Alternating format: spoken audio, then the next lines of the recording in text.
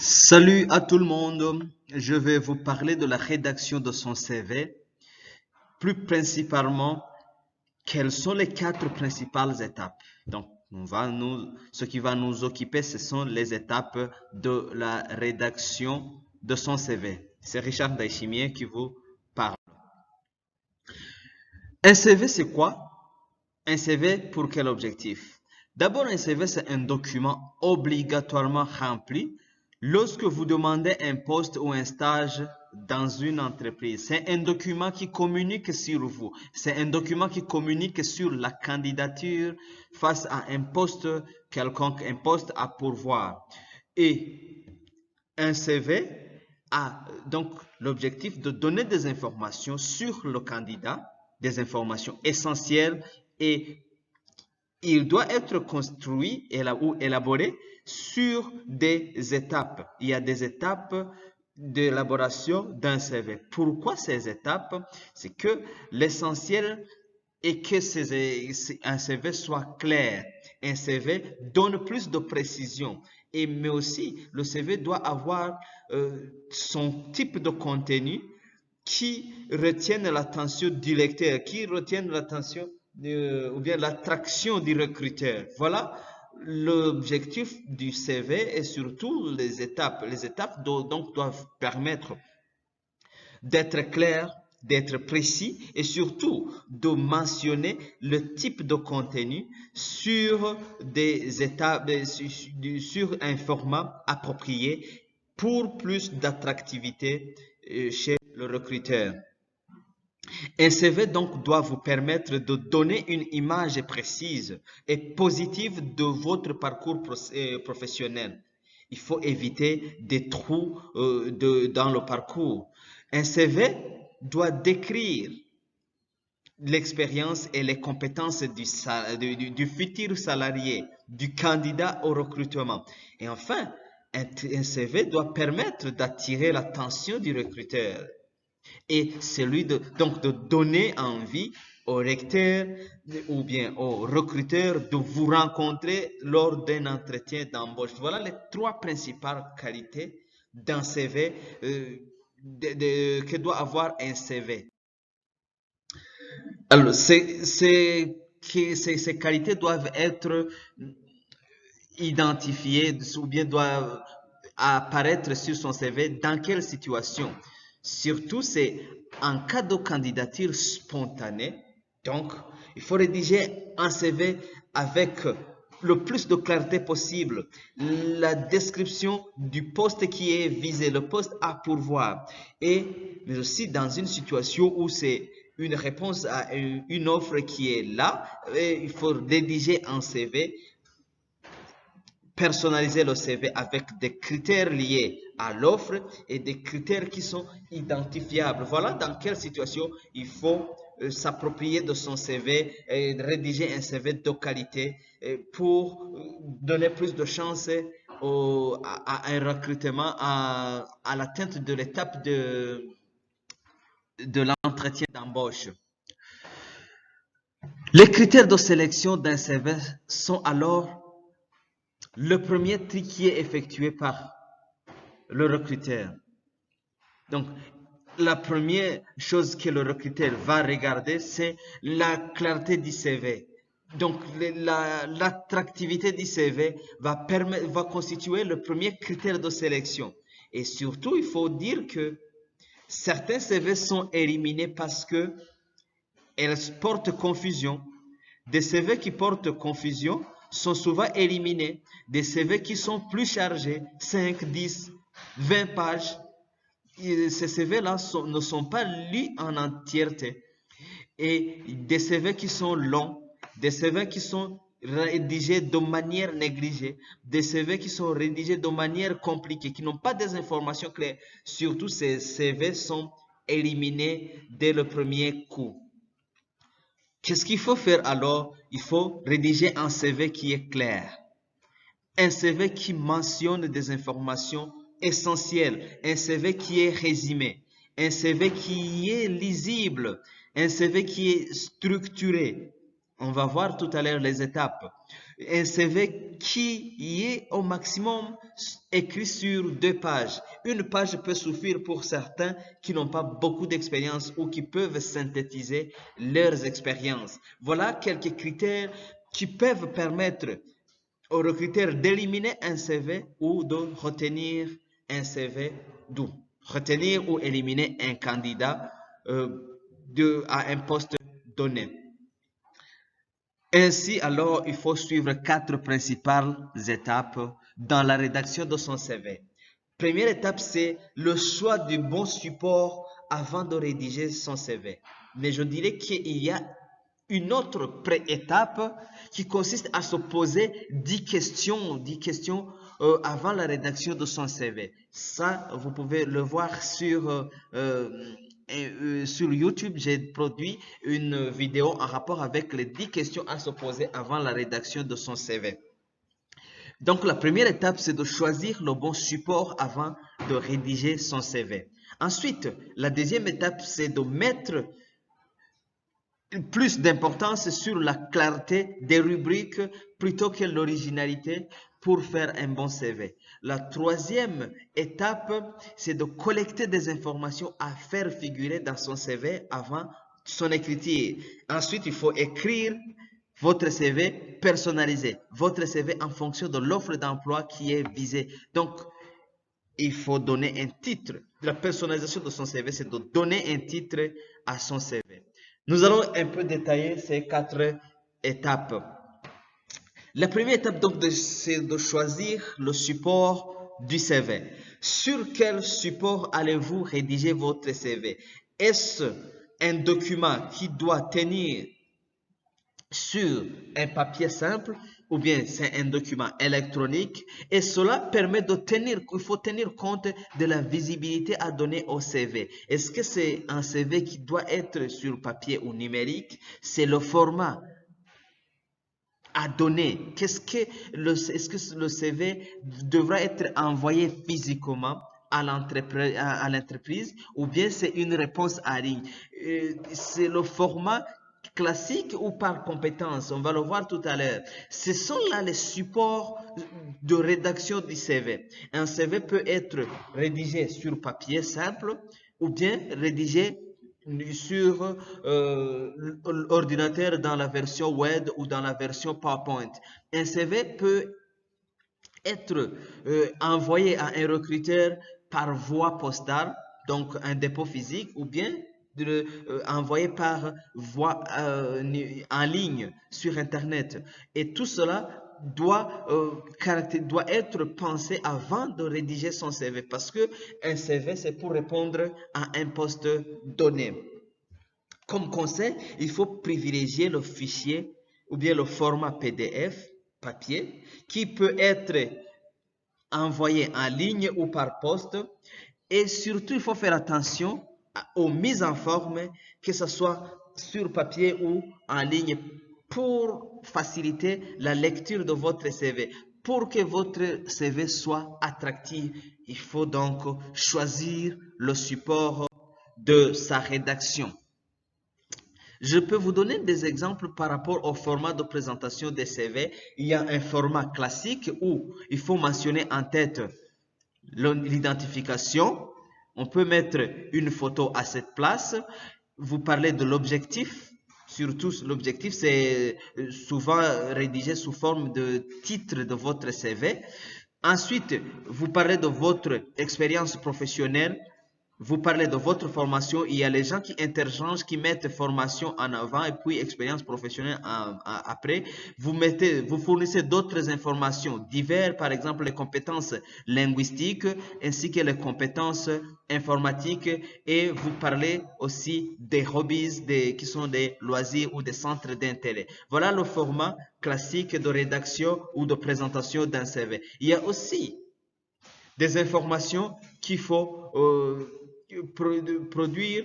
Donc, par exemple, le nom du métier, ajout du nombre d'années de spécialisation, etc., etc. Ce sont des informations qui correspondent à votre ou bien à vos objectifs. Le deuxième type de format de présentation du CV, c'est le format par compétence. Et ce format montre en premier lieu l'objectif professionnel personnel.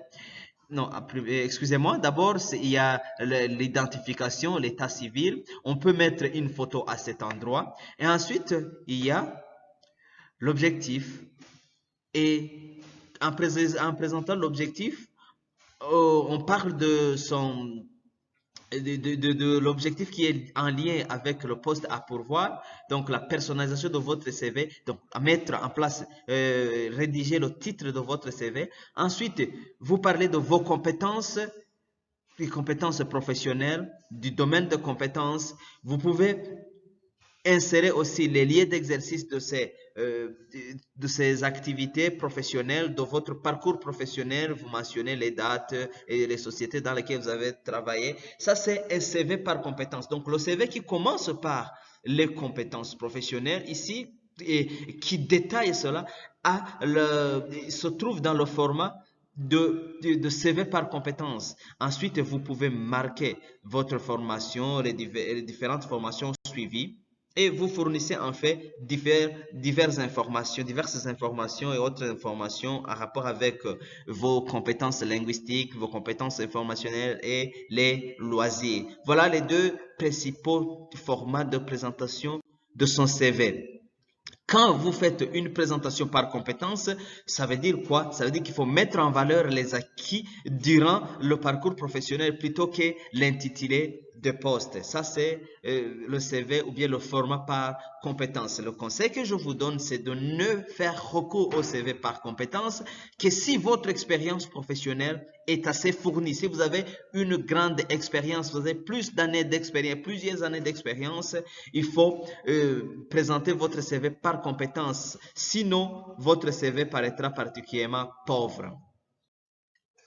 Deuxième étape, c'est de clarifier les rubriques du CV. Il faut penser à la clarification des rubriques du CV. Et un CV de qualité doit comporter doit comporter en un seul coup d'œil, à première vue, toutes les informations dont le recruteur a besoin.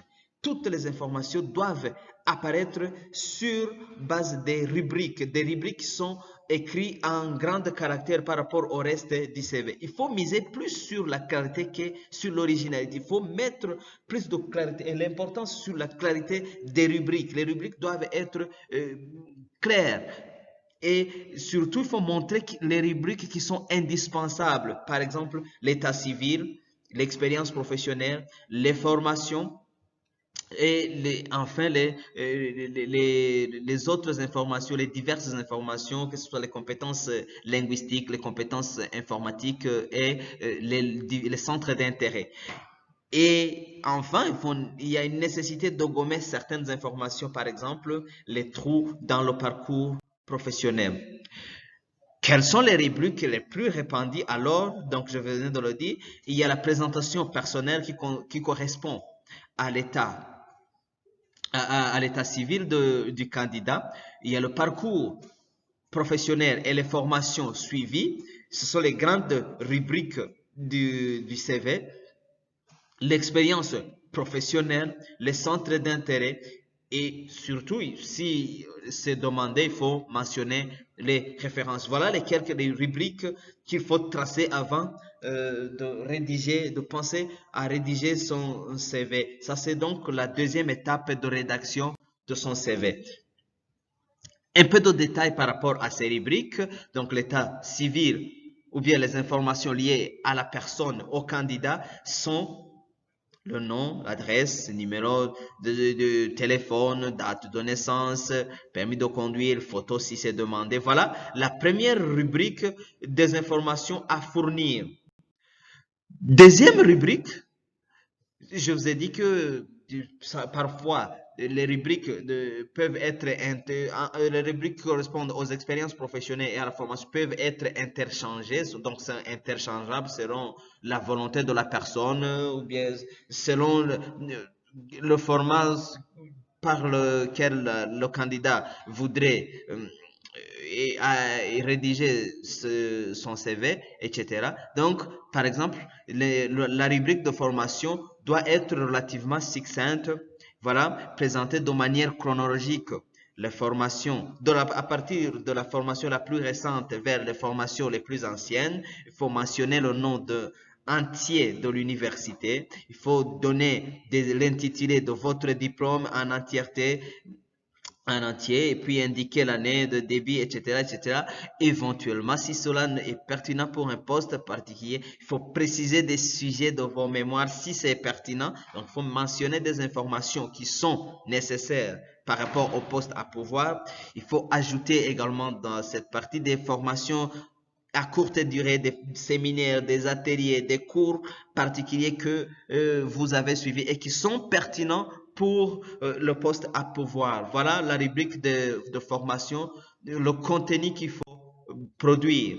Dans la rubrique correspondant aux expériences professionnelles, de manière générale, il faut mentionner, il faut présenter chronologiquement l'expérience professionnelle en commençant par l'expérience la plus récente. Vous marquez date de l'expérience, nom de l'entreprise. Vous pouvez ajouter éventuellement le site internet si cela est disponible. Si les expériences sont courtes, il faut préciser leur nature, que c'était des stages, des emplois saisonniers, des projets humanitaires, et des emplois étudiants, etc., etc. Il faut indiquer surtout le titre du poste que vous occupez. Ça, c'est vous avez occupé sur, excusez-moi, c'est important pour les expériences professionnelles. Il faut décrire les tâches que vous avez réalisées, des tâches qui sont les plus importantes et qui sont en rapport avec le poste à pourvoir. Mais attention, il faut faire le tri parmi les expériences pour conserver la pertinence du CV. Il faut mentionner, il faut fournir des informations qui sont les plus importantes, les informations qui correspondent au poste à pourvoir.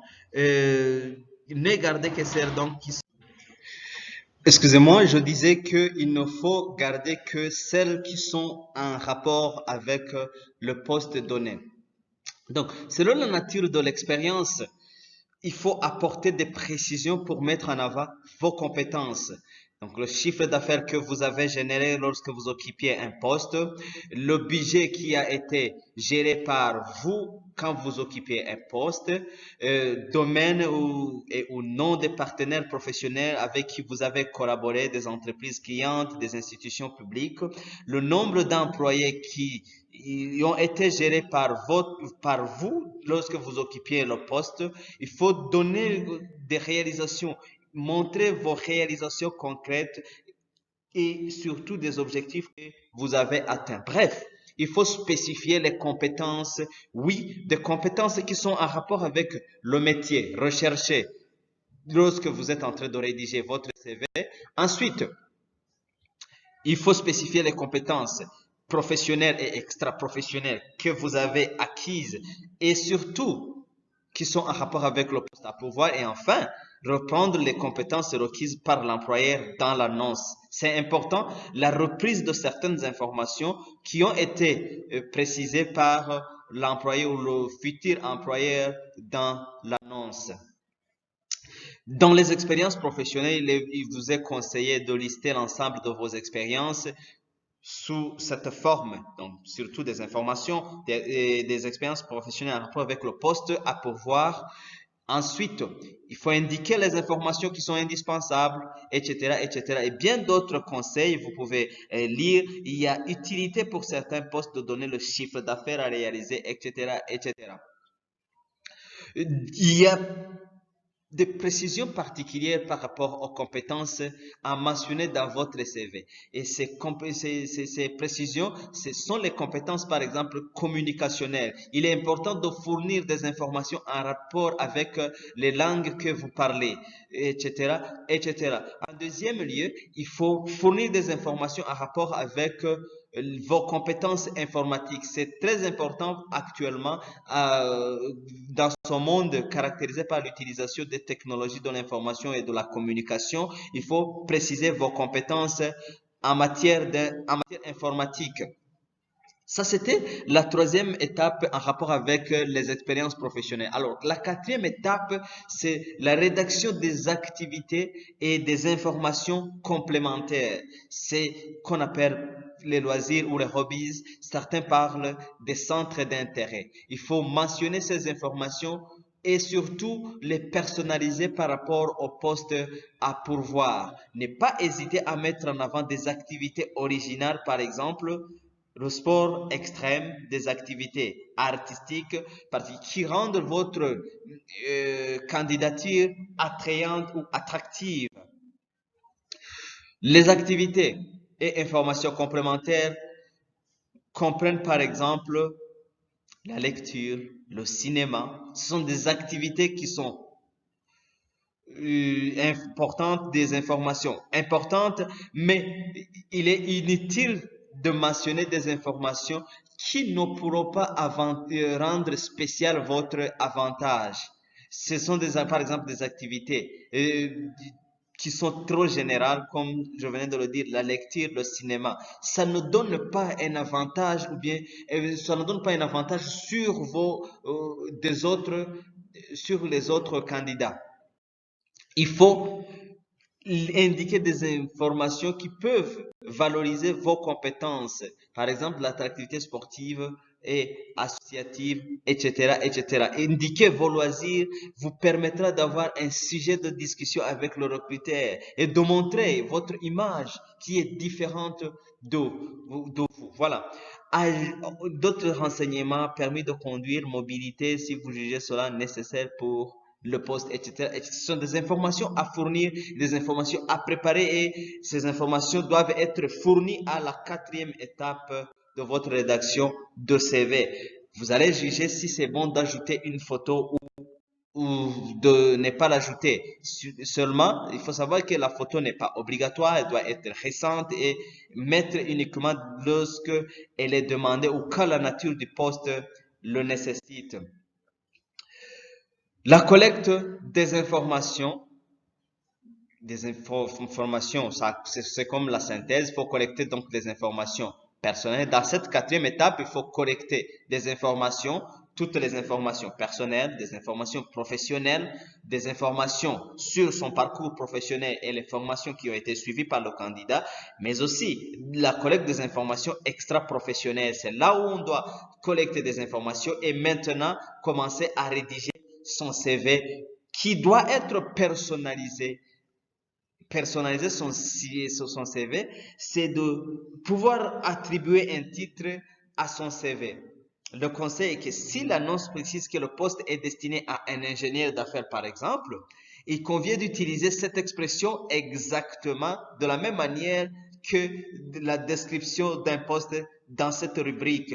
Si vous avez exercé une fonction mais qu'elle était baptisée ingénieur commercial, reprenez surtout mot pour mot l'intitulé de l'annonce, c'est plus sûr. Ça, c'est très important comme conseil, d'où l'utilité d'adapter son CV à chaque offre à laquelle on pense répondre. Voilà le modèle de CV qu'on peut rédiger. Il y a un CV il y a une photo dans la partie haute à droite. Il y a l'identité, nom et prénom, etc., etc. Situation familiale, nombre et âge d'enfant. Voilà, deuxièmement, les formations initiales et complémentaires, les expériences professionnelles.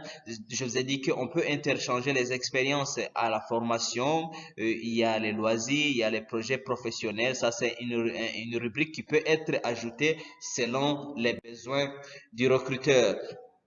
L'autre exemple de CV, c'est celui-ci. Par exemple, c'est un CV trouvé sur ce site internet, un CV de Pierre Mouton, qui est sur une page avec des rubriques qui sont identifiables à première vue. Par exemple, la rubrique identification, elle est là. Et il y a la rubrique sur l'information personnelle.